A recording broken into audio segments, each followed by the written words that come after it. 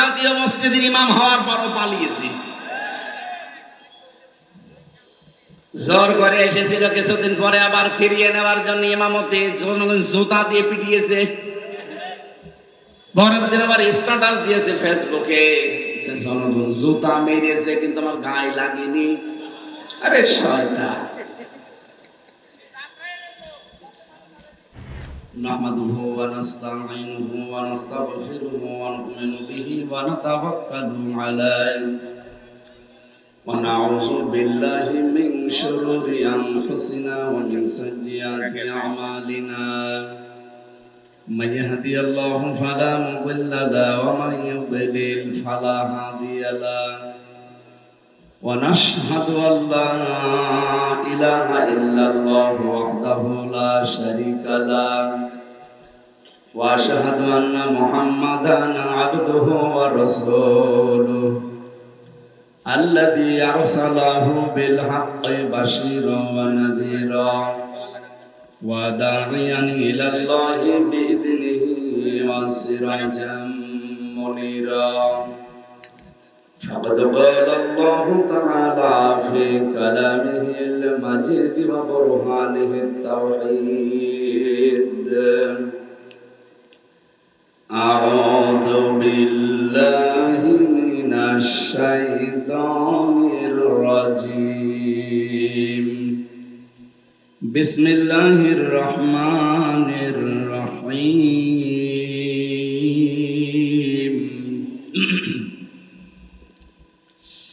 إنا عرضنا الأمانة على السماوات والأرض والجبال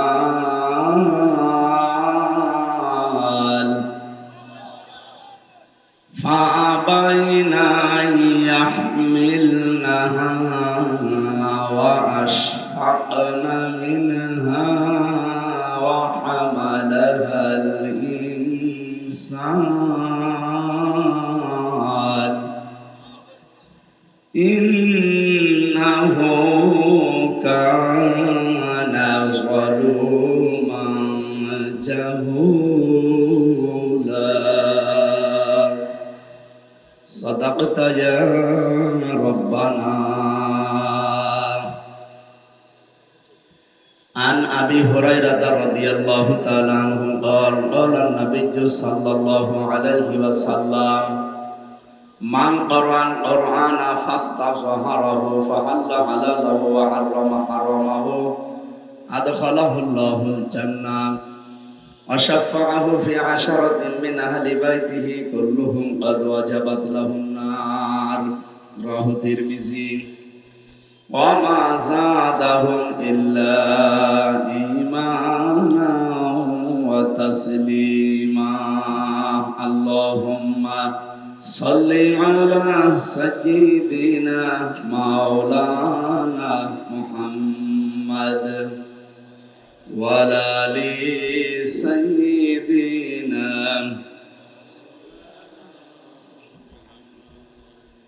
আলহামদুলিল্লাহ, বাংলাদেশের ঐতিহ্যবাহী জেলা কুমিল্লা, শুধুমাত্র একটা মানুষের কারণে আপনারা বিভাগ পাননি, মুশতাক।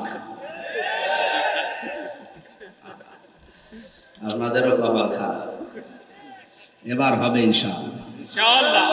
ঐতিহ্যবাহী জেলা বাংলাদেশে যে 17টা আছে তার ভেতরে কুমিল্লা একটা। লালমাই থানার অন্তর্গত ভস্যি বাজার, ছোট শরীফপুর ডিগ্রি কলেজ ময়দানে ইসলামী পাঠাগার ও সমাজ উন্নয়ন পরিষদের উদ্যোগে মহাবিশ্বের মহাবিশ্ব আমাদের মালিক, আমাদের মনিব মহান রব্বুল ইজ্জাত ওয়াল জালালের মুখের পবিত্র বাণী কোরআনে কারীম তাফসীরুল কোরআন মাহফিলের স্বনামধন্য সভাপতি আলেমে দ্বীন জনাব মাওলানা আব্দুল মুত্তালিব দামাত বারকাতুহুল আলিয়া, মাহফিলের প্রধান অতিথি আপনাদের এলাকার সন্তান, ইসলামিক চিন্তাবিদ, রাজনীতিবিদ, ইসলামী ছাত্র শিবির বাংলাদেশ সাবেক কেন্দ্রীয় সভাপতি, কুমিল্লার গর্ভ বড় ভাই জনাব ইয়াসির আরাফাত, আতালাল্লাহু উমরাহু ওয়া বারাকাল্লাহু ফি হায়াতি, বলেন আমিন। যারা আলোচনা রাখলেন এতক্ষণ পর্যন্ত, মাওলানা হুসাইন মাহফুজ চুয়াডাঙ্গা, মাওলানা আব্দুল নূর, মাওলানা আব্দুর রহিম আল মাদানী, অন্যান্য ওলামা ইকরাম, যাদের মাধ্যমে এসেছি এই মাহফিলের বরেণ্য সদস্যবৃন্দ, সামনে বসা মুসলমান ভাইরা, পর্দার আড়ালের সম্মানিতা মা এবং বোনেরা, প্রশাসনের ভাইরা, প্রাণপ্রিয় কুমিল্লাবাসী, দিনের বেলায় হাজারো কাজ আমাদের ছিল, সব বাদ দিয়ে যে আল্লাহ আমাদেরকে কোরআন শোনার জন্যে, বোঝার জন্যে, কোরআনে কারিমকে জমিনে কায়েম করার জন্যে এই নিয়ত নিয়ে আসলেন বাড়ি থেকে, নাকি অন্য উদ্দেশ্য আছে? আমাদের উদ্দেশ্যটাই এইটা। কারণ যে সময়টুকু দুনিয়াতে কোরআনের পেছনে ব্যয় হবে, কিয়ামতে এই সময়ের হিসাব দেওয়া লাগবে না। যে অর্থ কোরআনের পেছনে ব্যয় হবে, কিয়ামতে এই অর্থের জবাব দেওয়া লাগবে না। তাই বলে আবার দরবেশের মতো অর্থ না। দরবেশের টাকা তো সবই আল্লাহর বান্দাদের টাকা। এই কথা বলেন না কেন?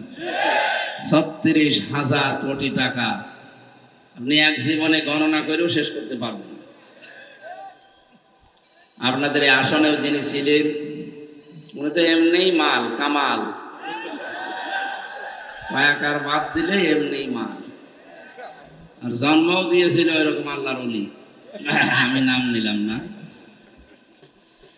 এই মানুষগুলো বহু কিছু কামিয়েছে এই দেশের মানুষের উপর থেকে। কি হলো এগুলো কামিয়ে? এখন তো নিজেও আর ব্যবহার করতে পারছেন না। বাড়িঘর গুলো এখন ওজাড় গৃহ হয়ে গেছে, জনশূন্য।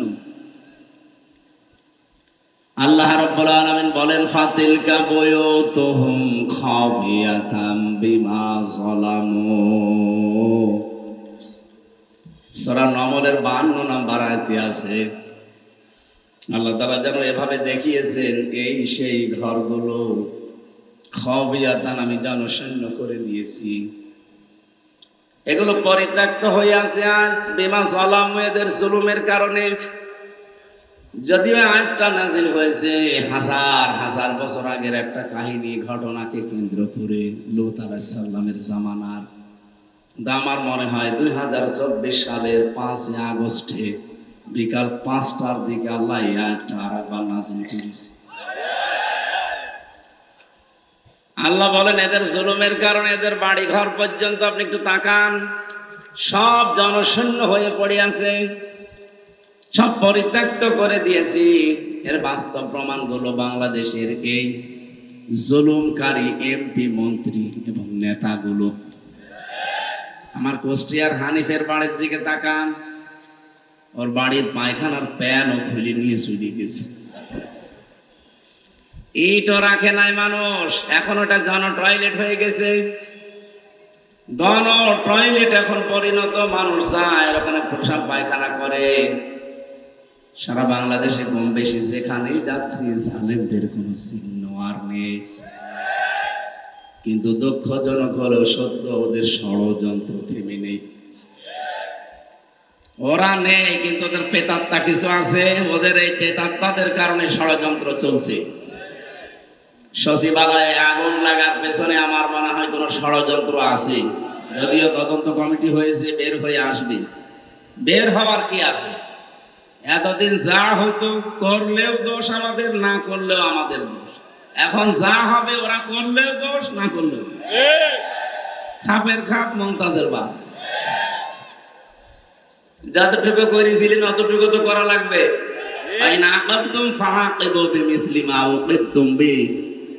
যতটুকু অত্যাচারিত হয় এতটুকু তোমরা করতে পারো। 15.5 বছর আপনি ইসলামের উপরে যা করেছেন, ইসলামপন্থী মানুষগুলোর এখনো 15 ভাগের 1 ভাগও করেনি। তাতে আপনি উল্টা পাল্টা ধারণা করেন, কি করছে আর কত করবে। আরে ভাই, কিন্তু শুরু হয়নি। কারণ নিজেরাই তো বলতেন যদি স্লিপ কাটিতে 1 লাখ একবারে জবাই করবে, তো এখনো তো 1 লাখ হয়নি। হয়েছে ওই একটা।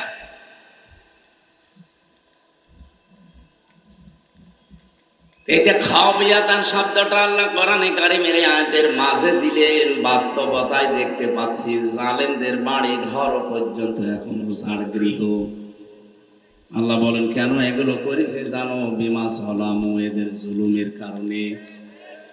কত নিচে নেমেছিল এরা, একটা সাদা মানুষকে কালো করার জন্য কত রকমের মিথ্যা আশ্রয় দিত এই মানুষগুলো। এই ঘরে বসে বসে, এখানে বসে দুর্বিসন্ধি করতো।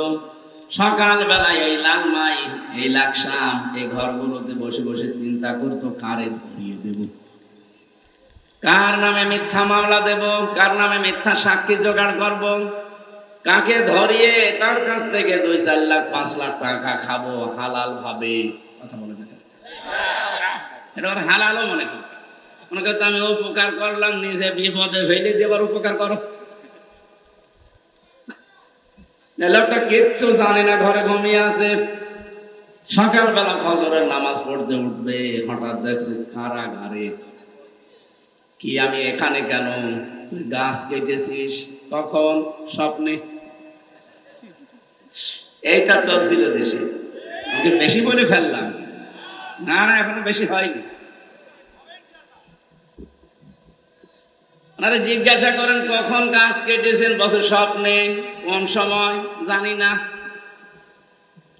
এরকম বহু মামলা মানুষকে দিয়ে নিজে আবার ছাড়িয়ে দিত। মাঝখান থেকে ওর পরিবার থেকে 5 লাখ টাকা আল্লাহর ওলিরা নিয়ে গেছে। ইয়ামহাকুল্লাহুর রিবা ওয়া ইউরবিস সাদাকাত। হালালে বরকত দেয় আল্লাহ, আর হারামকে আল্লাহ ধ্বংস করে। এই 15.5 বছরের হারাম কামা একটা আমার নেই। সাহেব পাড়া দেখে আসলাম কয়েকদিন আগে মালয়েশিয়া। বেগম পাড়ায় আমি এখনো যাইনি। সাহেব পাড়া দেখেছি সব তালা লাগানো, কেউ থাকে না। যে কয়েকদিন হোটেলে ছিলাম, যে হোটেল থেকে নামি দেখে 2 শয়তান নিচে বসে আছে। কি গো? আমরা আগেই চলে এসেছি। কেন আপনার বানানো বাড়ি সাহেব পাড়ায় থাকবেন না? বলে না, ওখানে গেলে পিটিয়ে মেরে ফেলবে। কি করলেন আপনি? এই টাকাগুলো দিয়ে বাংলাদেশে যদি এই যে 36 লক্ষ যুবক এখন লেখাপড়া জানা বেকার হয়ে পড়ে আছে, এদের যদি কর্মসংস্থান বানিয়ে দিতেন, যতদিন বেঁচে থাকতেন বাংলার জনগণ আপনাদের নামাইতো না। প্রতি বছরে বছরে 42,000 কোটি টাকা পাচার হয়েছে এই দেশ থেকে। আপনি জীবনে গণনা করে শেষ করতে পারবেন? এক বছরে যদি 42,000 কোটি টাকা পাচার হয়, শুধু ইসলামী ব্যাংক থেকে ওরা টাকা পারিং কাটিং করেছে 80,000 কোটি টাকা। একটা ব্যাংক তো নিজে বানাতে পারো না, তোমার বাবারা বানিয়েছে কায়দা করে। এগুলো সব আত্মসাৎ করলে কত মানুষের রক্ত ছড়ানো, ঘাম ছড়ানো টাকা ওখানে ছিল। এই জন্য আমার মনে হয় বিচার আচার বাদ দিয়ে এদেশকে যারা ধ্বংসের দ্বার প্রান্তে পৌঁছিয়ে দিয়েছে, ওগুলো একেবারে বিসমিল্লাহ বলে জবাই করে দেওয়া দরকার। ওগুলো ক্যান্সার, ও থাকলে ক্ষতি হবে। আমরা খুব তাড়াতাড়ি আহ্বান জানাচ্ছি শক্তভাবে সচিবালয়ের 3 জায়গায় পরিকল্পিত ভাবে আগুন লাগানো। 16 বছরের সব অপকর্ম নাকি পুড়িয়ে ফেলেছে। ওগুলো পুড়ে গেলে মানুষের হাতে মোবাইল নেই। সারা দেশের মানুষের কাছে ডকুমেন্ট আছে। সচিবালয়ের এই দুর্নীতিগুলো পুড়িয়ে ফেললে কি হবে? সারা বাংলাদেশের 18 কোটি মানুষ তো এখনো পুড়িয়ে যায়নি। এরা সব সাক্ষী। এখানে খুব তাড়াতাড়ি তদন্ত, খুব তাড়াতাড়ি এদেরকে গ্রেপ্তার করে আইনের আওতায় আনা লাগবে। যত তাড়াতাড়ি করবেন এই দেশ তত তাড়াতাড়ি ঠান্ডা হবে। কারণ বিভিন্ন ষড়যন্ত্র একটার পরে একটা ওরা 2 বোন মিলে ঘুরতে আছে।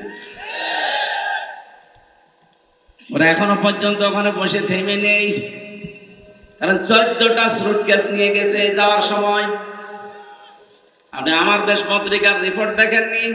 যাওয়ার সময় 14টা সুটকেস নিয়ে গেছে। যাওয়ার সময় কারো সাথে কিচ্ছু বলে নাই, শুধু পাইলটকে বলেছে বাক্সগুলো উঠেছে, বলে হ্যাঁ চলে। আপনি একটু কাওয়া কাকুকে বলে যেতে পারলেন না? কাওয়া নাকি দেখা করার জন্য পরবর্তীতে ইন্ডিয়াতে সময় চেয়েছিল। উনি বলেছে না, কাওয়ার সাথে আমার কোনো কথা নেই।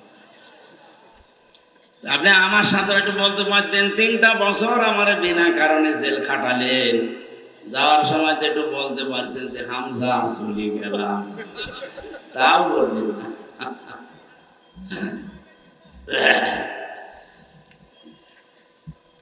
পৃথিবীর ইতিহাস আমরা দেখলে দেখি যারা পালিয়েছে এই মানুষগুলোর সম্পর্ক আগে ছিন্ন করে গেছে জাতির সাথে। কোরআনে কারিম এবং হাদিস এটা সাক্ষী দেয়, দুনিয়াতে যারা মানুষের সম্পর্ক নষ্ট করে এই মানুষগুলোর ভেতরে আল্লাহ ভয় ঢুকিয়ে দেয়। খাদিজাতুল কুবরা রাদিয়াল্লাহু তাআলা আনহা বিশ্ব নবী যেদিন নবুয়ত পেয়ে আসেন ওই দিন বলেছিলেন, হে আমার স্বামী আবুল কাসেম, ভয় পাবেন না। ইন্নাকা লা তাসিলুর রাহিমা, আপনি ভয় পান কেন? ইন্নাকা লা তাসিলুর রাহিমা, দুইটা তাকিদ দিয়েছেন, ইন্না আর ওখানে লাম। স্ত্রী হয়ে স্বামীকে অভয় দিচ্ছে, কখনো ভয় পাবেন না। অবশ্যই আপনি মানুষের রক্তের সম্পর্ক, আত্মীয়তার সম্পর্ক ঠিক রাখেন। এই হাদিস থেকে প্রমাণ হয় যারা রক্তের সম্পর্কগুলো ঠিক রাখবে, যারা আত্মীয়তার সম্পর্ক ঠিক রাখবে, তাদের কোনো ভয় নেই। কিন্তু আপনি অবশ্যই এগুলো ছিন্ন করে ফেলেছেন, এই জন্যই এত ভয় পেয়েছিলেন। দুপুরের খাবার খাবেন, তাও আপনি খেতে পারেননি। 5 মিনিট একটা বক্তব্য রেকর্ড করবেন, তাও পারেননি। এক কথা বলছেন না কেন? এত ভয় কেন আপনার? মরেছিলেন, আমরা কালমা খতম পড়ে দিতাম। কি আমাদের কালেমা খতম পড়তে দিলেন না? এখন না মরলে পড়বো কি করে? এখন যে কয়েকজন মিলে কালেমা খতম পড়ে একটু খাবার খাবো, তাও তো খেতে পারছি না। একজন তাড়াতাড়ি মরিয়ে যান, অন্তত আমরা একটু কালেমা খতম পড়ি। এদেশে যেহেতু এটা রেওয়াজ আছে, এই জন্য বললাম। যে ষড়যন্ত্রগুলো আরম্ভ হচ্ছে, এখনো চলছে, আশা করছি আমরা এই দেশে যারা মাজলুম এই মানুষগুলো সতর্ক না হলে এটা থামা সম্ভব না। কারণ পৃথিবীর এখন নিকৃষ্ট জাতি হিসাবে যাদের নাম পাওয়া যাচ্ছে তারা এই ভারতের মুশরিক উগ্রপন্থী হিন্দুরা। সব হিন্দু না, উগ্র যারা তারা, এরা মানুষ না, এরা জঙ্গি।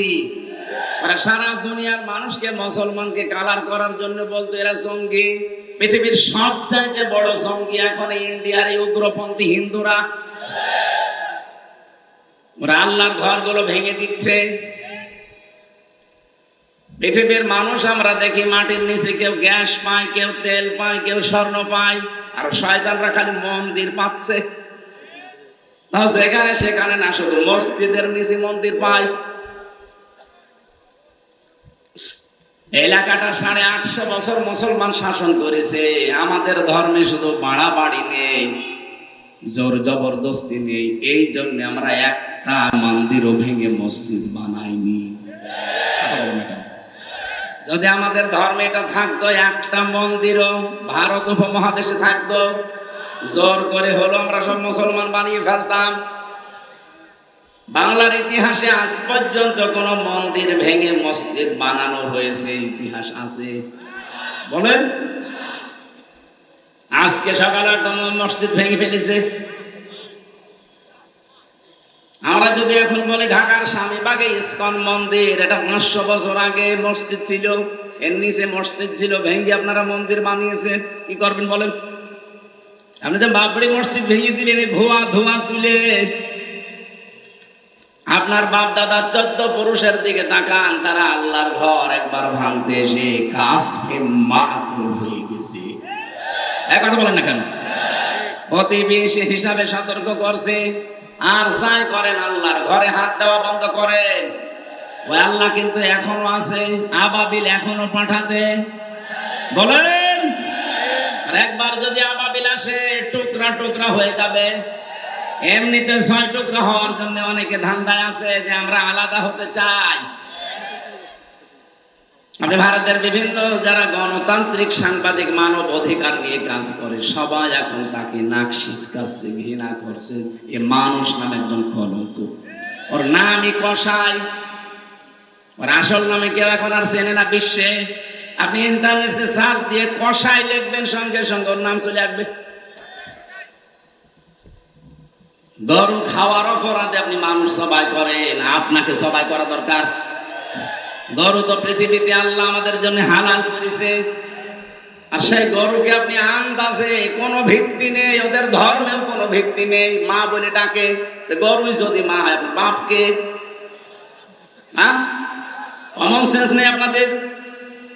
এদের শিক্ষিত হিন্দু যারা, ওটা তো চা বিক্রি করে খেত, এই জন্য ওর কমন সেন্স মরে গেছে। যারা শিক্ষিত হিন্দু আমি দেখেছি, সেদিন যশোরের সরকারি কলেজের এক অধ্যাপককে, ওনারা আমি বলেছিলাম, স্যার হিন্দু মানুষ, আপনাকে আমি জোর করি না ইসলাম গ্রহণ করতে, কিন্তু ধর্মীয় গ্রন্থ আমাদেরটা একটু বুঝে পড়বেন। 3 মাস পরে দেখে উনি নিজের থেকে মুসলমান হয়ে গেছে। আপনার বিবেকটা তো কাজে লাগাবেন একটু হালকা। কি শুরু করেছেন?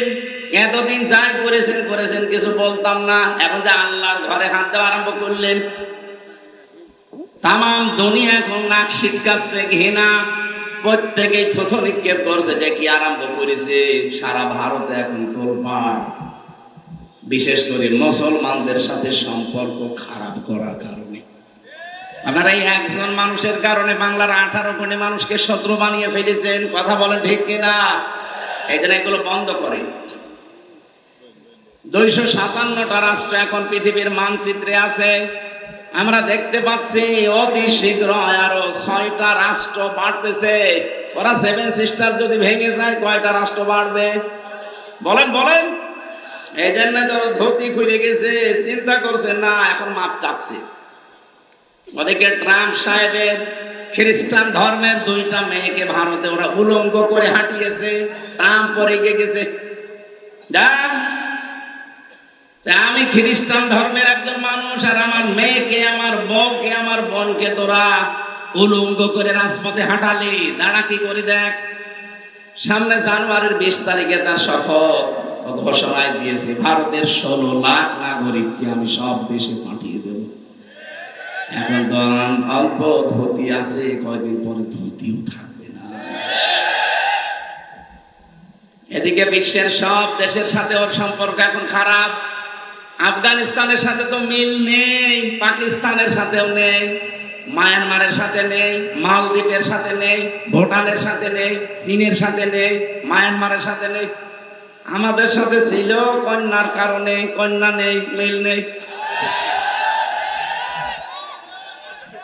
আর আমরা এখন আরম্ভ করেছি চীন থেকে, তুরস্ক থেকে, পাকিস্তান থেকে। আপনারা এখন দেখেন, আপনারা আলু, আপনার পেঁয়াজ কি করবেন? যারা উগ্রতা ছড়ায়, যারা এই মিথ্যাচার প্রপাগান্ডা ছড়িয়েছে, তাদের ঘরে বাড়িতে দিয়ে আসেন। আপনাদের পেঁয়াজ আলু আমাদের লাগবে না। ওরা পাগল হয়ে গেছে। একজনের শুনলাম নাকি গরু হারিয়েছে, ওর দশাসে দৌড়াচ্ছে। রাস্তায় ছেলের সাথে দেখা, বলছে আব্বা কোথায় যাও? বলছে ওরে ভাই গরু হারিয়েছে। এসে তো টের পাও না, গরু হারিয়েছে, হারাক, আপনি আমারে ভাই বললেন কেন? বাড়িতে গিয়ে বলছে মা আমি মাইরে যাবো কেন? বাবা আমারে ভাই বলিস। ঠিক আছে আসো। বাড়ি আসার পরে বলছে কি গো, তুমি নাকি ছেলেকে ভাই বলে ফেলিস? বলছে ওরে মা গরু হারালে। মাত্র 70-80 হাজার টাকার গরু হারিয়েছে, ছেলেকে তুমি ভাই বলো, বউকে মা বলো। এত বড় সাজানো বাগান, তোমার 5টা কুত্তা ছিল, সেটা হারিয়ে গেছে। মাথা তো ঠিক থাকার কথা না, এই জন্যই মাথা খারাপ হয়ে গেছে। আপনার মাথা যত খারাপ হবে, আমরা তত মাথার উপরে ঘি ঢালবো, কোনো অসুবিধা নেই। আর আমরা বাংলার জনগণকে সতর্ক করছি সূরা নমলের এই 20 নম্বর আয়াত দিয়ে। আল্লাহ পাক বলে জালেমদের শিকড় পর্যন্ত আমি কেটে দিয়েছি। ফাকতিয়া দাবিরুল কওমিল্লাযিনা যালামু।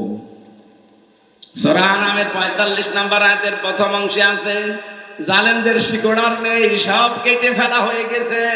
কতিয়া এটা মজুল, ফাইল জানা নেই, কে কেটেছে কেউ জানে না। আপনি সারা দেশের জালেমদের বাড়ি ঘর আর অফিসের দিকে তাকান, আমি তো হানিফ সাহেবেরটা বললাম কুষ্টিয়ার, সারা দেশের অবস্থায়, কিন্তু কে ভেঙেছে কেউ জানে না। কি কথা বলেন না কেন? আপনি বলেন তো কে ভেঙেছে? আপনি ফাইল পাবেন, কর্তা পাবেন না। মনে হচ্ছে ফেরেশতা জিবরাইল এসে কাজ করে গেছে। কিতাব পড়ছিল বাড়ি ঘরগুলোর আগে, অথচ কি অবস্থা করে দিয়েছে আল্লাহ, পোড়া মাটির সাথে মিশিয়ে দিয়েছে। বললাম না, পায়খানার প্যানও খুলে নিয়ে চলে গেছে। এত বড় বড় বাড়ি ছিল ধানমন্ডির, এটা মানুষ আবেগে সোমা খেতেছে, অথচ বাড়িটার দিকে তাকান, এখন জাতীয় টয়লেট হয়ে গেছে। একবারে 4-5 জন 7 জন করে প্রবেশ করছে, কেউ এদিকে কেউ এদিকে কেউ এদিকে, মনে হচ্ছে যে জামাতবদ্ধ টয়লেট চলছে। এ পর্যন্ত আল্লাহ শেষ করে দেননি, পরেরটা আমাদের জন্য আছে। পরেরটা কি? আল্লাহ বলেন তোদের জন্য শোন, ইন্না ফি যালিকা লায়াতাল লিকাউমিন ইয়ালামুন। পরের এটা তোদের জন্য, ইন্না দিয়েছেন আর মাঝখানে লামে তাকিদ আছে। আল্লাহ পাক বলেন অবশ্যই এর ভেতরে শিক্ষা আছে যারা জ্ঞানী সম্প্রদায় তাদের জন্য। জালেমদের এত বড় শিকড় যদি কেটে ওদের বাড়ি ঘর এখন শ্মশান বানিয়ে দিতে পারি, আগামীতে যারা চেয়ারে বসে জুলুম করবে বলে এখনই প্রস্তুতি নিচ্ছে। কি কথা বলেন না? আগস্টের 5 তারিখের পর থেকে অনেকে কিন্তু লেগে পড়েছে, বাবা শাহজালাল সব হালাল নাকি? এজেলা শুরু হয়নি? শুরু হয়নি। সারা দেশে চলছে চাঁদাবাজি, এখন শুধু নাম পাল্টিয়েছে। আগে করতো আল্লাহর ওলিরা, এখন করছে। কথা বলছে না? বলে আমরা জুলুমের শিকার, অত্যাচারিত হয়েছি, এই জন্য কাজ করছি। আপনার চাইতে অত্যাচারিত এই লোকটা আরো বেশি ছিল। এদের নামে তো বদনাম আসে না যে 15.5 বছরে এদের উপর স্টিম রোলার চলেছে, এত হামলা মামলা, ঘরে থাকতে পারে নাই, বনে জঙ্গলে কবরস্থানে থেকে কাটিয়েছে। কয়েদের নামে তো চাঁদাবাজির মামলা হয় না। থাকেন এখানে 2টা তাকিদ আল্লাহ খেলা করার জন্য দেয়নি। ইন্না ফি যালিকা লায়াতাল লিকাউমিন ইয়ালামুন। অবশ্যই এখানে শিক্ষা আছে জ্ঞানী সম্প্রদায়ের জন্য। এত বড় বিশাল জালেমদের শিকড় যদি কেটে দিতে পারি, তোদেরটা তো কাটবো 1 আর 2। এখানে সাবধানকে, আগামীতে যারা আসবে তারাও যদি জুলুম করে তাদের বাড়ি ঘর আল্লাহ পরিত্যক্ত করে দেবে। নাকি আল্লাহ এখন মুরব্বী হয়ে গেছে? আমি যেটা বোঝাতে চাই আপনি বুঝেছেন, আলহামদুলিল্লাহ। যে আল্লাহ আমাদেরকে বিশাল জগদ্দল পাথর বুকের উপর থেকে সরিয়ে দিয়ে একটা শান্তি, স্বস্তি, নিরাপত্তার জায়গা অন্তত তৈরি করে দিয়েছেন, সে আল্লাহর জন্য জবান খুলছে আলহামদুলিল্লাহ। আলহামদুলিল্লাহ। দরুদ সালাম পাঠ করে আমরা আরম্ভ করছি। মুহাম্মাদুর রাসূলুল্লাহ সাল্লাল্লাহু আলাইহি ওয়াসাল্লাম কোরআনে কারিমের 6666টি আয়াতে এটা প্রসিদ্ধ, 6236টি এটা বিশুদ্ধ, 2টাই ঠিক আছে। আমরা মাত্র একটা আয়াত পড়েছি, সূরা আহজাব 72 নম্বর আয়াত। আমার আজকের আলোচনার বিষয় আমানত। কি বললাম? আমানত। বলেন বলেন। আমানত। নবীজি জানিয়েছেন কিয়ামতের আগে মাইকিং করেও মানুষকে আমানতদার খুঁজে পাওয়া যাবে না। কোন এলাকায় যদি একজন আমানতদার মানুষ থাকে, সারা এলাকার মানুষ জানবে যে অমুক এলাকায় একজন আমানতদার আছে। এই বাংলাদেশে পরিচিত হয়ে গিয়েছিল যে মন্ত্রীদের ভেতরে সবচেয়ে বেশি আমানতের পরিচয় দিয়েছেন, আমানতদারিতার পরিচয় দিয়েছেন মাওলানা নিজামী, আলী হাসান মুজাহিদ। কথা বলে না কেন? 4 আনার দুর্নীতি খুঁজে পায়নি। আর আপনার মন্ত্রিত্ব কি পেয়েছেন সারা খাতে, যে 620টা বাড়ি হয়ে গেছে আপনার। আরে ভাই, মানুষ এখন সব বুঝতেছে। এপিট আর ওপিট সব যখন বুঝে ফেলেছে যে কি করলো এরা, এর আগে সারা সবই তো একই দেখছি। এখন কোরআনের হাতে দেশটা তুলে দিলে কেমন দেখা যায়, সবাই এখন এটা চায়। আগস্টের 5 তারিখের আগে কথা শুনেন,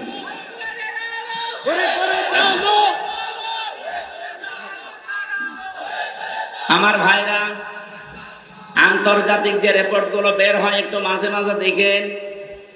2024 আগস্টের 5 তারিখের আগের রিপোর্ট ছিল এই দেশে মাত্র 100 জনের 15 জন মানুষ চাইতো কোরআনের বিধান এই দেশে কায়েম হোক।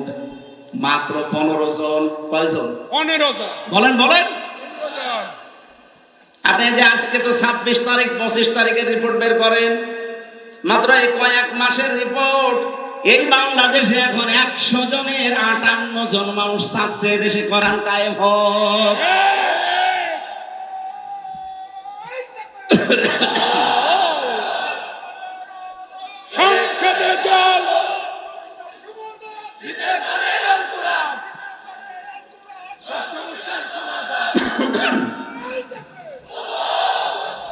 মাত্র 4 মাসের ব্যবধানে যদি এই তৈরি হয়ে যায়, তাও তো এখনো পর্যন্ত একামতে দিন যারা কায়েম করতে চায় এরা অ্যাক্টিভ ভাবে কাজে লাগে নাই। যেভাবে চেষ্টা করছে, এতটুকু পরিশ্রমের ফল যদি 15 থেকে 58 হয়ে যায়, আর কয়েক মাস সময় দেন, আমার যা মনে হচ্ছে গত পরশুদিন গাইবান্ধা জামাতে ইসলামের কেন্দ্রীয় আমির যিনি ডাক্তার শফিকুর রহমান হাফিজাহুল্লাহ, তার আগে একজন হিন্দু পুরোহিত ঠাকুর, তিনি বক্তব্য দিয়েছেন এই দেশে যদি জামাত ইসলামীকে এই দেশটা হাতে তুলে দেওয়া যায়, এই দেশটা স্বর্গে থাকবে। সংখ্যালঘু নির্যাতনের নামে যত মিথ্যাচার ছড়ানো হয় সবগুলো বরবাদ হয়ে যাবে, আমরা মায়ের কোলে অবস্থান নিতে পারবো। এটা হিন্দু গোবিন্দ পরামানিক ভাষণ দিয়েছে কয়েকদিন আগে। সবাই চাচ্ছে দেশে আল্লাহর কোরআনের আইন কায়েম হোক।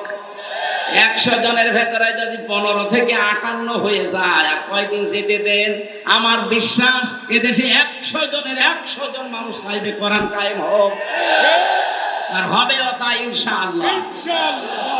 আমি ইনশাআল্লাহ বললাম কেন? এই কথা শুনে, সূরা কাসাস এটা 5 নাম্বার আয়াতে আছে, 20 নাম্বার পারা, 4 নাম্বার পৃষ্ঠা, 13 নাম্বার লাইনে আছে। আধুনিক তাফসীর গুলো দেখবেন আপনি এখানে পাবেন, অনুরিদু আন্নামুন্না আলাল্লাযীনা ইসতুযিফু ফিল আরদ। রব্বুল আলামিন বলেন, আমি একটা ইচ্ছা করলাম। বলেন তো ইচ্ছা কার? আল্লাহ। আপনি কি জাতা মনে করছেন?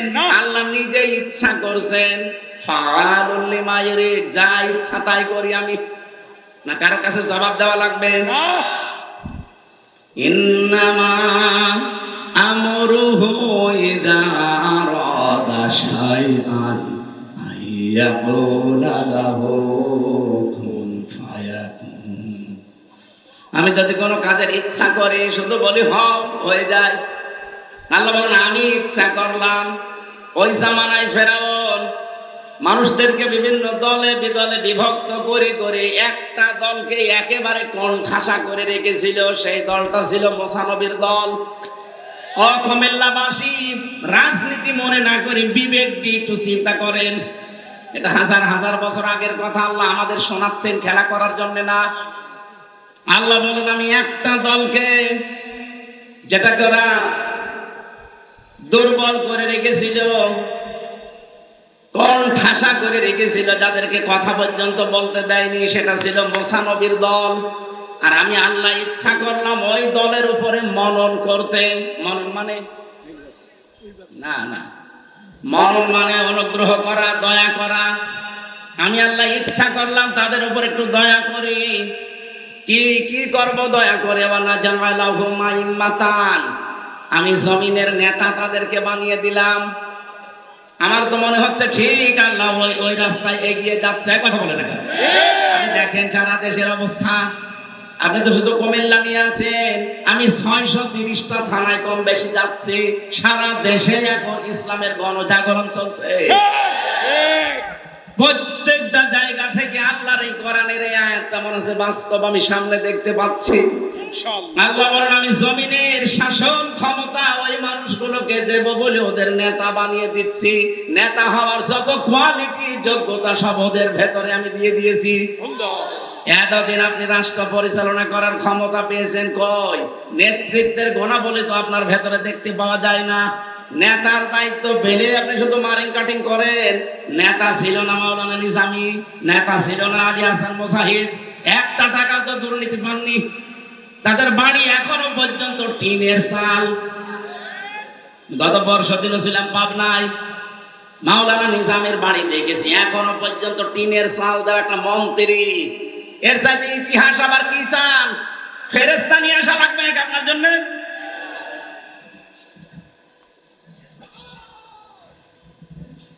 আমার ভাইরা এতটুকু আল্লাহ শেষ করেননি। না জাআলাহুমুল ওয়ারিসিন, আল্লাহ বলেন আমি জমিনের উত্তরাধিকারী তাদেরকে বানিয়ে দেব।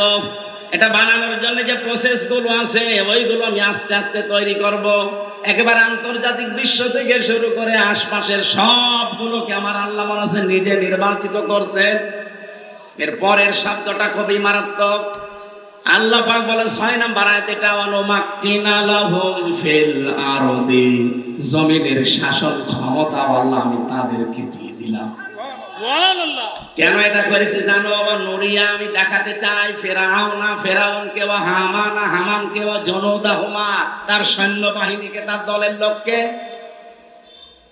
মিনহুম মা কানু ইয়াহদারুন, ওরা সেই দলটাকে সবচেয়ে বেশি ভয় পেত। আমি আল্লাহ তাদেরকে জমিনের শাসন ক্ষমতা দিয়ে ওদেরকে আমি দেখাতে চেয়েছি, আমি দেখিয়েছি। সে আল্লাহ এখনো যদি থাকে না নেই? আরো জোরে। আমরা তো প্রসেস ওইটাই দেখতে পাচ্ছি। সব কিছু গুছিয়ে আল্লাহ জমিনের শাসন ক্ষমতা আল্লাহ দিয়ে লেডি ফেরাউন, হামান, কারণ যতগুলো মন্ত্রীর দিকে তাকান বেশিরগুলো টাক, আর হামানও ছিল এটা কামরুল টাক। এক কথা বলছেন ডাক্তার মোরাদ হাসান। কয়জনের নাম বলবো? বিরাই টাক। আর বাকিগুলো চুল যেগুলো দেখতে পান সব মেকি চুল লাগানো। এই টাক হামান গুলোকে এবং তার সৈন্য বাহিনী যারা আছে, পেটুয়া বাহিনী, এদেরকে আমি দেখাতে চাই যে জমিনে যাদের বেশি ভয় পেতে, যাদেরকে নিয়ে আশঙ্কা করতে, তাদেরকে আমি জমিনের শাসন তুলে দিলাম। 54 বছর তো দেখলাম এ দুনিয়া কিভাবে চলে। বাংলাদেশ কাঙ্ক্ষিত মানের কোন শান্তি আমরা এখনো পাইনি। শুধুমাত্র এটা দিয়ে বাকি আছে যে কোরআন দিয়ে চললে দেশটা কেমন দেখা যায়। এক কথা বলেন না কেন? এটা দিয়ে দেশটা চললে কেমন দেখা যায় এটা দেখতে চান না? সময় এখন আসতেছে এটা দেখার। কারা দেখতে চান দেখে লিল্লাহি তাকবীর।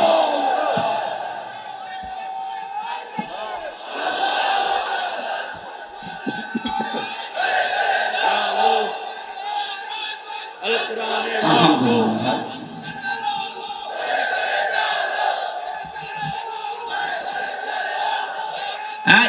একটু বসেন। আমরা যে মানুষগুলো কোরআনের কথা বলতে আসি, আগেই কানের কাছে মুখ নিয়ে অনেকে বলে দলদারির কথা বলবেন না, অথচ তেলাওয়াত কিন্তু আয়াত। এটা কোন সূরা? আহজাব। কোন সূরা? আহজাব মানে দল সমূহ। হিজবুন মানে দল, আহজাব মানে দল সমূহ। দলের কথা যদি কোরআনে আল্লাহ আয়াত নাযিল করে দেয়, সূরার নাম দেয় দল, আমি করব কি? কারণ এই দল করেই তো আপনি জাহান্নামে যাবেন, জান্নাতে যাবেন। সূরা হুদ 98 নম্বর আয়াত, ভালো করে শোনেন। সূরা হুদ 98 নম্বর আয়াত, 12 নম্বর পারা, 12 নম্বর পৃষ্ঠার 1ম নম্বর লাইন আয়াতে এটা আছে, ইয়াকদুমু কওমাহু ইয়াওমাল কিয়ামাতি ফাওরাদাহুমুন নার ওয়া বিসাল বিরদুল মাওরুদ। এদের বাংলা সামারাইজ হচ্ছে, কোন দলের নেতা যদি জাহান্নামে যায়, কর্মী যা আছে সব তার সাথে জাহান্নামে যাবে।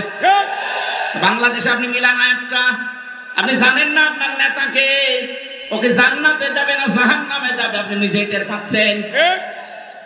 সাফ কথা, এটা বাংলা অর্থ বলছি। যেই দলের নেতা জাহান্নামী, ওর কর্মী সব যাবে ওর সাথে জাহান্নামে। আপনি এমন নেতার পেছনে ঘোরেন যে নেতারা দেখলেই শয়তানের মতো মনে হয়। আমি এমন নেতার পেছনে ঘুরি যারে দেখলে আমার আল্লাহর কথা মনে হয়। এক কথা বলছেন না কেন?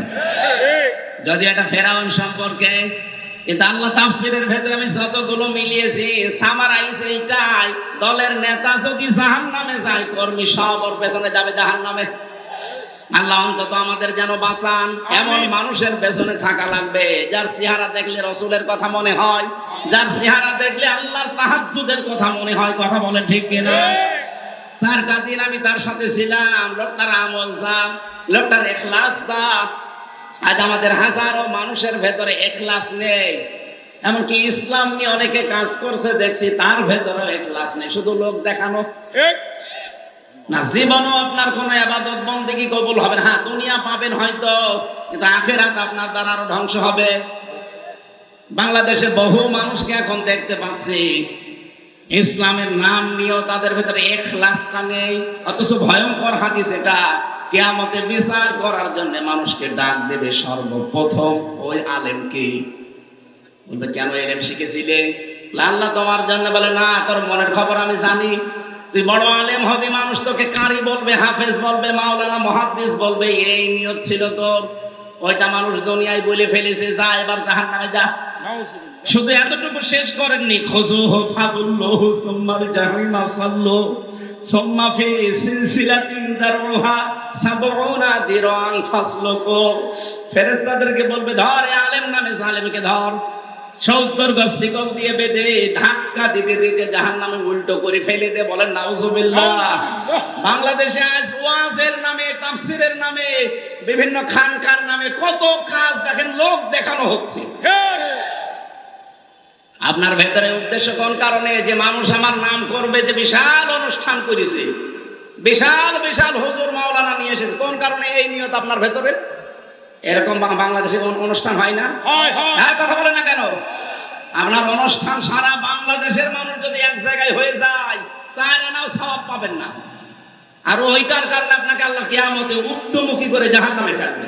এখানে নিয়ত ঠিক করে, ইখলাস ঠিক করার দরকার নেই। ওয়ামা উমিরু ইল্লা লিয়াবুদুল্লাহা মুখলিসিনা লাহুদ্দিন। আমাকে এই জন্য নির্দেশ দেওয়া হয়েছে আমি যেন আল্লাহর ইবাদত করি ইখলাস নিয়ে। এজন্য আমি মাফ চেয়ে দিচ্ছি, আপনাদের কাছে বেশি বলে ফেললাম। হাজারো মানুষকে আমি দেখতে পাচ্ছি ইখলাসের কারণে ওর সব মাঠে মারা যাচ্ছে। একটা অনুষ্ঠান করছে একটা লোক, দেখলাম 40-50 লক্ষ টাকা খরচ করে, কিন্তু উদ্দেশ্য লোক দেখানো। আরে ভাই, আপনি 40 লাখ না 50 লাখ না 50টা টাকা খরচ করেন, কিন্তু ওটা দেখানো লাগবে আল্লাহকে। বলেন, ওই 50 টাকা খরচও যদি আল্লাহর জন্য হয়, 50 লক্ষ টাকা খরচ করার সওয়াব পাবে। আর ওই 50 লাখ টাকা যদি লোক দেখানোর জন্য হয়, রিয়া এসে যায় ভেতরে, ওটা আল্লাহর জন্য না। আপনি 50 না 5 পয়সা দান করার সওয়াব পাবেন না। আর উল্টা হয়ে ওইটার জন্য ৭০ গজ শিকলের জন্য আপনি, তাও জাহান্নামের শিকল। মানুষকে বলা হবে, তুই দান করলি কেন? বলে, আমি তোমাকে দেখানোর জন্য না, তোর মনের খবর আমি জানতাম।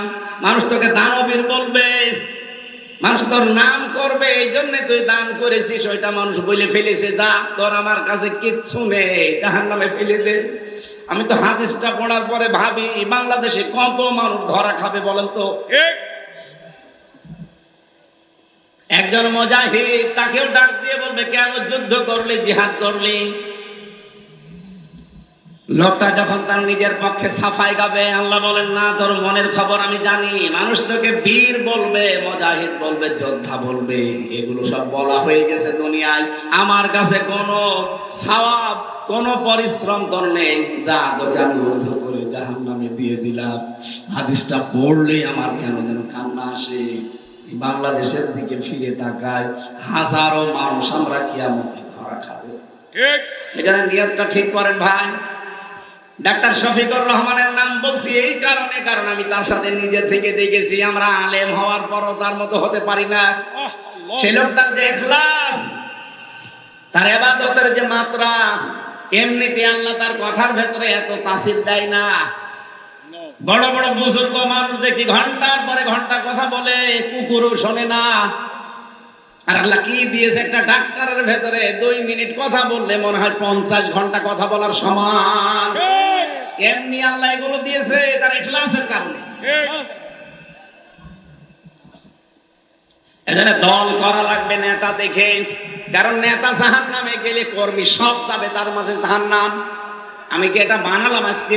না। সূরা হুদের 98 নাম্বার আয়াত, যদি মিথ্যা মনে হয় তাফসীর করে পড়ে দেখেন, সামারাইজ এইটাই। সময় নেই বলে ব্যাখ্যা করতে পারছি না। এজন্য দল নাম শুনলে যাদের নাক শীতকান, শরীরের ভেতরে আগুন ধরে, দলের কথা বলবে কেন? আরে শয়তান, দলই তো যাবে জান্নাতে, দলই যাবে জাহান্নামে। উলাইকা হিজবুল্লাহ উলাইকা হিজবুশ শাইতান। দল না থাকলে আপনি থাকবেন কোথায়? বলে আমি কোন দলে নেই, আমি নিরপেক্ষ। এটা একটা টাটকা শয়তান। পৃথিবীর প্রতিটি নবী তার জীবনে ইসলামের দলে ছিলেন। আপনাকে হয় ইসলামের দলে থাকা লাগবে, না শয়তানের দলে থাকা লাগবে। কথা বলেন না কেন? এখান থেকে একটা আয়াত পড়লাম, ইন্না আরাদনাল আমানাতা আলাস সামাওয়াতি ওয়াল আরদি ওয়াল জিবাল। আল্লাহ বলেন অবশ্যই আমি আল্লাহ পেশ করেছিলাম, আমি আল্লাহ পেশ করেছিলাম এই আমার এই যে আমানত। এখানে আমানত বলতে কোরআন শরীফ, এই কোরআনে কারিমের আমানতকে আমি পেশ করেছিলাম প্রথমে আকাশের উপরে, জমিনের উপরে, পাহাড়ের উপরে। প্রত্যেকেই তারা ফা বাইনা অস্বীকার করেছে, আই আহমেলনাহা, তারা বলেছে না আমরা এটা বহন করতে পারবো না। ওয়াশফাকনা, শুধু এতটুকু না, তারা ভয় পর্যন্ত পেয়েছে। ও হামালাহাল ইনসান, কিন্তু মানুষ এটা আগ্রহ পেশ করে বহন করার জন্য পিঠ পেতে ঘাড় পেতে দিয়েছে। বলছে আমাদের কাছে দেন, আমরা পারবো। এটা যে কত ভারী বিষয়। ইন্না সানুলকি আলাইকা কওলান সাকিলা, অবশ্যই হে নবী অতি শীঘ্রই আপনাকে আমি এমন কিছু কথা দেব যেটা অনেক ভারী। ভারী মানে নবীজি উঠের উপরে, নবীজি ঘোড়ার উপরে যখন বসে থাকতেন, কোরআনে কারীম নাযিল হলে সঙ্গে সঙ্গে ঘোড়া উঠতে বেশি তো ওরকম শক্ত মাটির ভেতরে। নবীজি ঘেমে যেতেন, অস্থির হয়ে পড়তেন। এত বড় কঠিন ভার এটা, আল্লাহ বলেন কেউ নিতে রাজি হয়নি। এত বড় পাহাড়, এত বড় আকাশ জমিন, প্রত্যেকে অপারগতা, প্রত্যেকেই বলেছে না আমরা এর যোগ্য না, অথচ মানুষ এটা বহন করছে। ইন্নাহু কানা যালুমান জাহুলা, অবশ্যই মানুষ অকৃতজ্ঞ এবং অতিশয় জুলুমকারী। এবার আসেন তাদের ব্যাখ্যার দিকে যাই। এ পৃথিবীতে যত আমানত আল্লাহ দিয়েছেন, সবচাইতে বড় আমানত এবং আল্লাহর পক্ষ থেকে উপহার এই কোরআনে কারীম বান্দার জন্য। এই কোরআন আমাদের জন্য উপহার। কি বললাম? আরো জোরে বলেন বলেন। এটা যদি মেনে নিতে পারেন আপনি সৌভাগ্যশালী হবেন, আর যদি মানতে না পারেন আল্লাহর কসম আপনার হতভাগ্য হওয়া লাগবে। কোরআনে কারীম আল্লাহকে আপনাকে হতভাগ্য করার জন্য নাযিল করেননি। তাহা মা আনজালনা আলাইকাল কুরআনা লিতাশকা, এ নবী কোরআন আমি আপনাকে এই জন্য দেইনি যে আপনি কষ্ট পাবেন, আপনি দুঃখে থাকবেন, মার খাবেন না। কোরআন দিয়েছি আপনাকে আমি উপরে তোলার জন্য। এই জন্য যে উদ্দেশ্যে আল্লাহ কোরআন দিয়েছেন, আমি চোখের সামনে এখন দেখতে পাচ্ছি উদ্দেশ্যটা সামনে সাকসেস হবে ইনশাআল্লাহ। সূরা ফাতিহের ভেতরে একটা আয়াত পড়ে কমে আশার সঞ্চার করে, লাকাদ সাদাকাল্লাহু রাসূলাহুর রুয়া বিল হক, অবশ্যই আমি আল্লাহ বাস্তবায়ন করব আমার রাসূলের স্বপ্নগুলো যথাযথভাবে। এ কথা কার? এই ভালো করে মিলান, এ কথা কার? রাসূল এখন আছে? হ্যাঁ না, নেই। রাসূলের নায়েব আছে। আজকের মাওলানা সভাপতি যিনি, উনি মাওলানা আব্দুল মুতালিব, নামের আগে আলেম লেখা আছে, উনি রাসূলের নায়েব, উত্তরাধিকারী। এক কথা বলছেন না কেন? রাসূলের স্বপ্ন যদি আল্লাহ বাস্তবায়ন করতে পারে, উত্তরাধিকারী যারা, রাসূলের নায়েব যারা, রাসূলের স্থলাভিষিক্ত যারা, তারাও যদি স্বপ্ন দেখে ওইটাও আল্লাহ বাস্তবে রূপ দেবেন। এদেশে আল্লাহর কোরআনের আলেম আল্লামা দেলাওয়ার হোসেন সাইদি, উনি আলেম না? আরো আসতে বলেন, শুধু আলেম না, ওনাকে আল্লামা দেওয়া হয়েছে। আল্লামা মানে মহাজ্ঞানী। এই শব্দটা বাংলাদেশে কয়জনের নামের আগে আপনি পাবেন? এত বড় আলেম কয়েকটা স্বপ্ন দেখেছে, একটা স্বপ্নকে আল্লাহ মিথ্যা করেনি, সবগুলো দেখিয়েছে। আলেম স্বপ্ন দেখেছিল যে সালেমরা ইঁদুরের গর্ত পাবে না, তাই পাচ্ছে না। স্বপ্ন দেখেছিল শুধু নাড়া দেওয়া হবে, দিল্লি গিয়ে পড়বে, তাই পড়েছে। আমার তো মনে হচ্ছে ওনার 3 নাম্বার যে স্বপ্ন, এই দেশে কালেমার পতাকা সালেমদের নাকের ডগার উপরে পথ করে উড়বে, ওইটা বাস্তবে রূপ নেবে ইনশাআল্লাহ। রাসূলুল্লাহর স্বপ্ন যদি আল্লাহ বাস্তবে রূপ দিতে পারে, মাস্ট বি রাসূলুল্লাহর নায়েব ছাড়া, রাসূলুল্লাহর ওয়ারিস ছাড়া তার স্বপ্ন আল্লাহ বিতা হতে দেবে না, দেখাবে। আর ওইটা দেখার আশায় আছি। ৫৬,০০০ বর্গ মাইল কোরআন দিয়ে চললে কেমন দেখা যায় আপনি দেখবেন, এটা মিনি জান্নাত হয়ে গেছে। আজ অনেকে শ্বশুর ভয় দেখাচ্ছে মেয়েদের, ইসলাম আসলে তুমি সিনেমা করতে পারবা না। এক মহিলা সেদিন দেখলাম সাক্ষাৎকার দিচ্ছে যে ইসলাম যদি চলে আসে তাহলে আমি যে সিনেমাগুলো করেছিলাম ওগুলোর এখনো টাকা পাইনি, ওই টাকা আমি কোথায় পাবো? ওরে শয়তান, আমার সিনেমা করতে দেবে তো? ওরা ভয় দেখায় তাদেরকে ঘরবন্দি করে রাখবে না, এটা মিথ্যা কথা। আমির জামাত ডাক্তার শফিকুর রহমান ঘোষণা দিয়েছে, ইসলাম যদি দেশে আসে মেয়েরা সবচেয়ে বেশি নিরাপদে থাকবে। মানে আবার ঘোষণা দিয়েছেন দেশে ইসলাম আসলে প্রথম আমরা বন্ধ করব বাংলাদেশ থেকে চাঁদাবাজি, যেটা ইলেকশন আর লালমাই বেশি বেশি হতো। এক কথা বলেন না কেন? মনে করছেন হুজুর কিছু জানে না। কোথায় আসেন সেই চাঁদাবাজ? আসেন এখন চাঁদাবাজি করতে, এখন সুযোগ আছে হালকা কি? কারণ আপনার অনেকে ভাই বোন করছে, আপনিও করেন, কিন্তু ইসলাম আসলে দেশ থেকে চাঁদাবাজি ছাটিয়ে বিদায় করা হবে। আমাদের জন্য আশার সঞ্চার হয়। আল্লাহ তার আলেমকে যে স্বপ্নগুলো দেখিয়েছেন, একটা স্বপ্ন যে মিথ্যা হচ্ছে না, সবগুলো খাপের খাপ মিলে যাচ্ছে। সামনের এই স্বপ্নটাও মিলে যাবে ইনশাআল্লাহ। কোন ষড়যন্ত্র কাজ হবে না, সবগুলো মাঠে মারা যাবে ইনশাআল্লাহ। এখন আল্লাহ যে আমানত দিলেন আমাদের উপরে, এই আমানতের হক কি? 6টা হক আমি পেয়েছি পুরা কোরআনে। আল্লাহর এই আমানত, এই কোরআন আমাদের কাছে 6টা জিনিস চাই। কয়টা? আরো জোরে বলেন। কুমিল্লাবাসী এখন থেকে এই 6টা হক আপনি আদায় করে মরবেন। 1 নম্বরে বিশ্ব নবী জানিয়েছেন কোরআন আমাদের কাছে চায় আমরা যেন কোরআনের উপরে ঈমান রাখি। সূরা মুহাম্মদের 2 নম্বর আয়াতে আছে দলিলটা, ওয়াল্লাযীনা আমানু ওয়া আমিলুস সালিহাতি ওয়া আমানু বিমা নুজিলা আলা মুহাম্মাদ। প্রশ্ন আসতে পারে, ঈমান তো আমার আছে না। কে বলেছে আপনার ঈমান আছে? কেউ যদি ঈমান আনতে চায় কোরআনের উপরে, তার প্রথম কাজ হবে ঈমান আনার আগে তাগুত ছেড়ে দেওয়া। এক কথা বলেন না কেন? আপনি ঈমান এনেছি বললে হবে না, ঈমান আনার আগে কাজ কি? তাগুত ছেড়ে দেওয়া। ফামাইয়াকফুর বিত-তাগুতি ওয়া ইউমিন বিল্লাহ। কোন মানুষ যদি ঈমান আনতে চায় তার প্রথম কাজ হবে তাগুত ছাড়া। তাগুত না ছেড়ে যদি ঈমান আনেন, ওই ঈমানের কোনো মূল্য নেই, যখন তখন ঈমান লিভে যেতে পারে।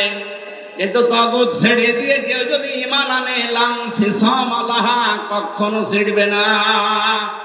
এই বাংলাদেশে যারা তাগুত ছেড়ে দিয়ে ঈমান এনেছে, আপনি তাদের দিকে তাকান। ডাক্তার শফিকুল ইসলাম মাসুদ, দেলাওয়ার হোসাইন, এই কথা বলছেন না কেন? 57 দিন রিমান্ডে থাকার পরও তার ঈমান থেকে টলাতে পারেনি। আরে দেশে যারা তাগুত বাদ দিয়ে এমনি ঈমান এনেছে, শুধু ঝড় আসলে মসজিদ ছুঁয়ে পালিয়েছে। জাতীয় মসজিদের ইমাম পালায়নি, ওর ঈমান ছিল, কিন্তু তাগুত ছেড়ে না দিয়ে তাগুত সহকারে। যে লোকটা নৌকা মার্কা নিয়ে দাঁড়াতে পারে, ওর ঈমান থাকে কি করে? কথা বলেন। যারা আল্লাহর আইন প্রতিষ্ঠা করতে চায় না, মানুষের আইন প্রতিষ্ঠা করতে চায়, তারা তাগুত।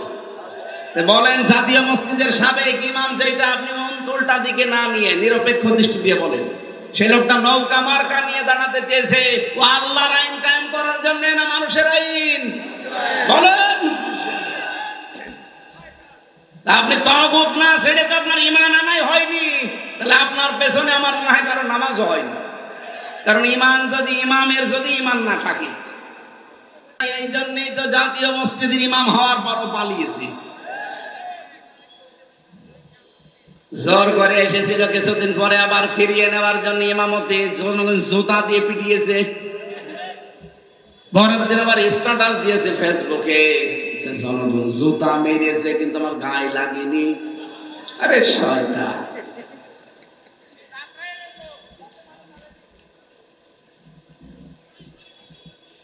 এজন্য আমার কথা হচ্ছে, আপনি ইবাদত বন্দেগী করবেন, করেন, তার আগে ঈমান আনেন। ঈমান আনবেন, আনেন, তার আগে তাগুত ছাড়েন। তাগুত না ছেড়ে ঈমানের যেমন মূল্য নেই, ঈমান না থাকলে ইবাদতেরও। কথা বলেন না কেন? তাহলে আমার প্রথম দায়িত্ব হচ্ছে কোরআনের উপরে আমার ঈমান আনা। ঈমানের আগে কি করা লাগবে? আরো জোরে। তাগুতের প্রথম অর্থ বললাম মানুষের তৈরি করা আইন। বাংলাদেশে যারা মানুষের তৈরি করা আইন কায়েম করতে চান, আপনি নামাজ পড়তে পারেন, রোজা রাখতে পারেন, হজ করতে পারেন, আপনার ঈমান নেই, আপনি বেঈমান। বলেন তো দেশে আছে না? ও বলে না আমি লালমাই মসজিদের সভাপতি। আরে বেটা, তোর লালমাই কে চেনে? আবু জেহেল ছিল কাবা শরীফের সভাপতি। আবু জেহেলের জাতীয় পোশাক ছিল জুব্বা, ওর মাথায় থাকতো পাগড়ি, ওর চুল ছিল বাবড়ি। এই যে রবীন্দ্রনাথ ঠাকুরকে দেখেন না, চুল বাবড়ি, মাথায় বিশাল পাগড়ি লাগানো, দাড়ি দেখেছেন কত বড়, গায়ে জুব্বা। হ্যাঁ, একটু বড় ছিল গোপটা শুধু। মুশরিক যারা, তাদের গোপ বড় হয়, দাড়িও বড় হয়। আমরা দেখি এই দেশে অনেক মুসলমান ও মুশরিকের বেশ ধরে, দাড়ি আর গোপ মনে হয় যে হাসি না কাঁদে বোঝা যায় না। আমি মেন কথা বলছিলাম, কোরআন আমাদের কাছে চাই আমরা যেন তাকে বিশ্বাস করি। 2 নম্বরে এটা যেন আমরা পড়ি, সূরা কিয়ামতের 12 নম্বর 18 নম্বর আয়াতে আছে। 3 নম্বরে কোরআনে কারীমকে আমরা শুধু পড়লেই হবে না, এটা বুঝতে হবে। 4 নম্বর হক হচ্ছে বুঝলে হবে না, মানতে হবে। 5 নম্বর হক মানলে হবে না, এটা মানুষকে মানাতে হবে। আর আমরা সেটা চাচ্ছি। আমি শুধু নিজে মানবো তা না, আমি চাই যে মানুষ যেন মানতে পারে, সেই পরিবেশ দরকার না? এই জন্য হাদিস পড়েছিলাম, মান করাল কোরআনা, যে ব্যক্তি কোরআন পড়ে, ফাহাল ফাস্তাসাহারাহু, আর কোরআনকে ইজহার করার চেষ্টা করে। ইজহার মানে বিজয়ী করা, ইজহার মানে বিজয় করা।